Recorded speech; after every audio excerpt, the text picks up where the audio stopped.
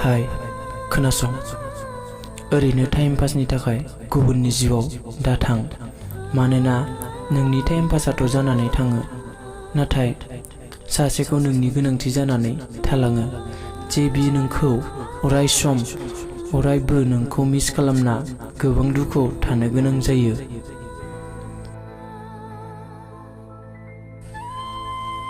गोरोन्थियाथ' बेनि नङा जाय आंखौ नागारदों, गोरोन्थियाथ' आंनिसो जेराव आं बिखौ नागारनो थाखाय खाबु होदों।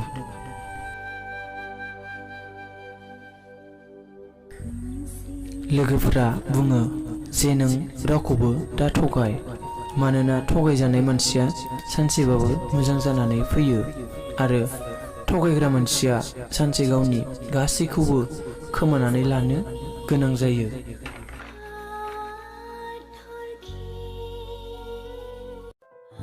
गोनांथि गैया सोरखौबा गावखौ गोसोखांहोनो थाखाय बार बार कल एसामिस खालामनानै खोथा हरनो। नोंनि फारसे अननाय दङब्ला बियो नोंखौ गावनो गोसोखांना नोंनो कल एसामिस खालामगोन। गोसोआव लाखि, दानि मानसिफोरा सोमोन्दो सिफायनो थाखाय गोबां बाहाना नागिरसै जे नोंखौ दाय गैयाब्लाबो दाय होनानै नागारलांसै।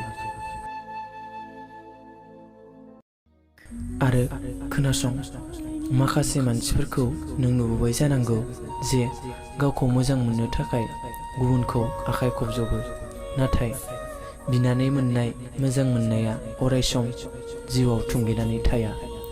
मोजां मोननाया बेसो जे गाव हारसिंनो नोंनिसिम फैयो आरो नोंबो बेखौ केयार खालामो।